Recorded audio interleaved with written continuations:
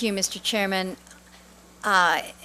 In my opening statement, I was going to speak to much of what Mr. Thomas has already provided in his very well articulated statement. So I will defer on that. Thank you first for this hearing. I think it is exceptionally important. And just to pick up on the comment here about our friend and former colleague, Senator Inouye, I think he would be proud of this room and how it has been kind of transformed to reflect some of our American Indian heritage. There has been some discussion, though, that this room lacks a totem pole. And I think we're still kind of working on the totem pole. They're big and they take up some space, but I think it would be important recognizing the very close relationship that Senator Inouye from Hawaii had with Senator Stevens from Alaska, so we will work on that. I also want to recognize the contributions of Ed Thomas.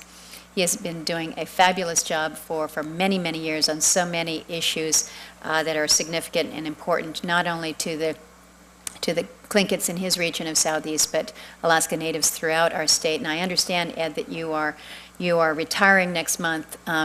What I see, though, is more often than not, these good fellows say that they're going to retire and they just become more active. So I look forward to seeing a lot more, Ed, on your time, but thank you for your contributions.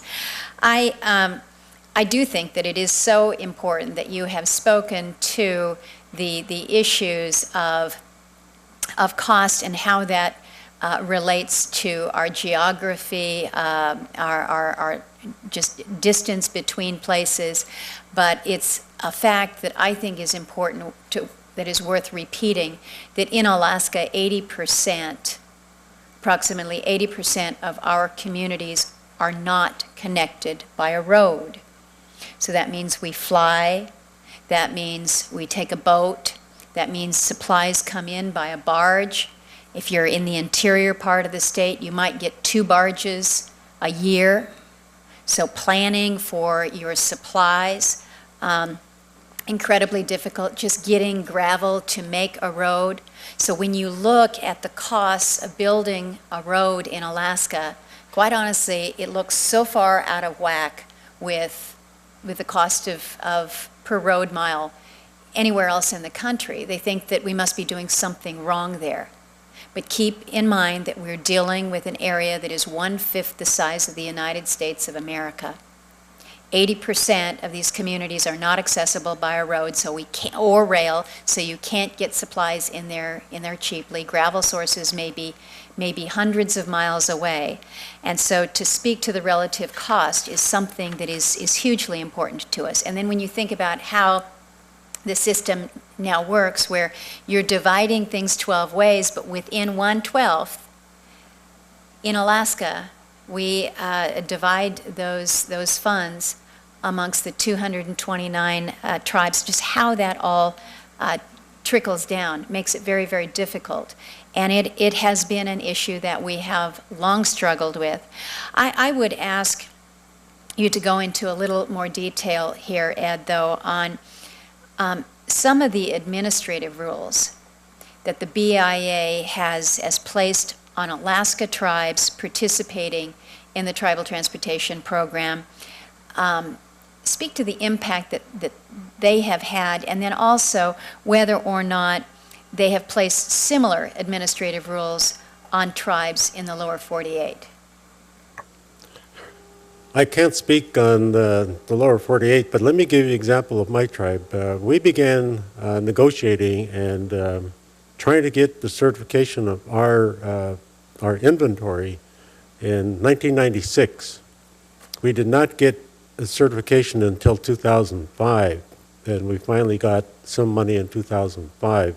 So that's just how long it has taken the government to certify just the inventory.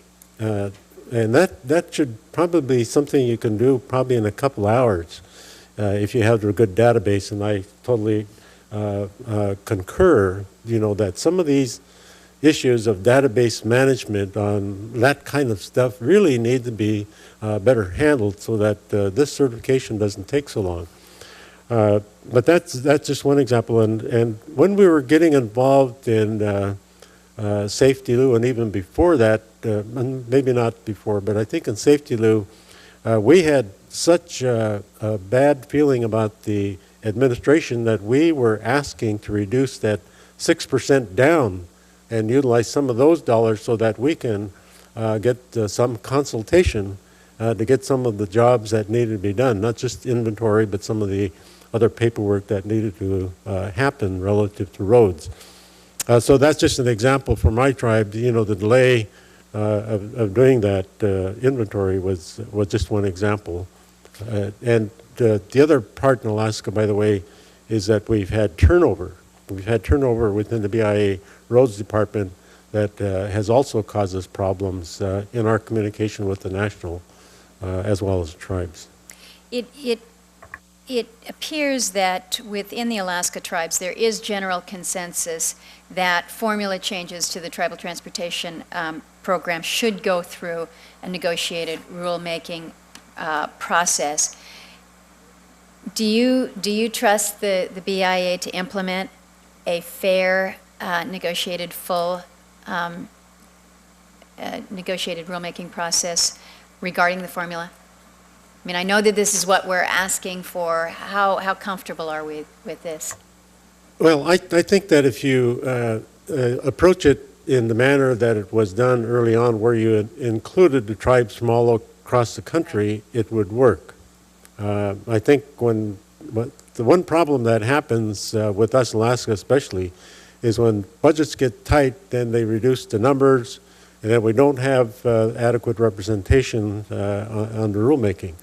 But I have to say that I trust that system better than I trust somebody without talking to us making a formula up.